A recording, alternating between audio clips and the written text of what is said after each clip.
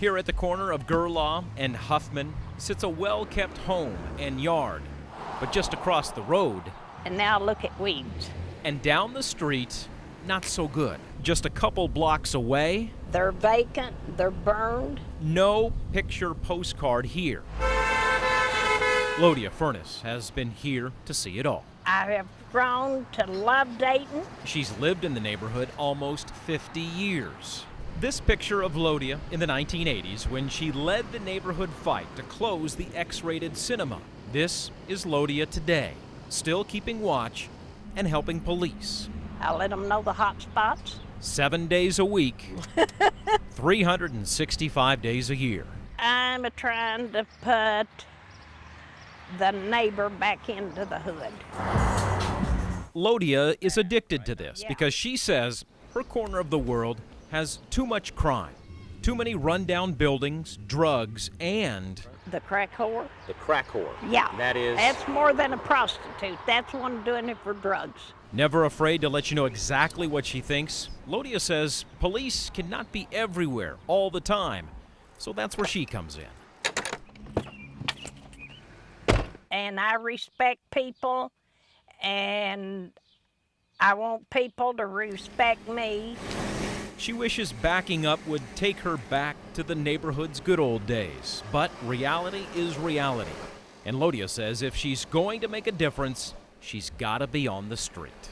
It's a never-ending battle. Her biggest weapon, this little red van, always on the lookout, constantly letting police know where the problems are. She goes up and down these streets at 15 miles an hour.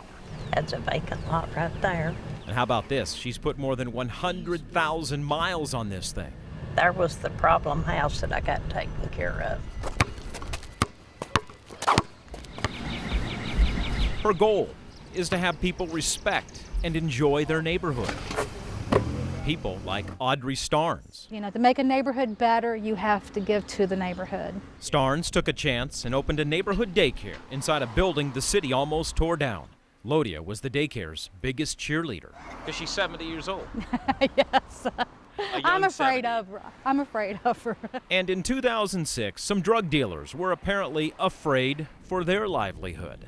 I was sitting there, had my video camera. She was recording people buying and selling drugs, and that's when somebody shot at her van. I went through my mind, they think they're going to scare me. And I jumped out and I yelled, I said, you ain't scaring me. Your time's coming. Police never did find the shooter, but thanks to Lodia and her red van, those drug dealers moved on.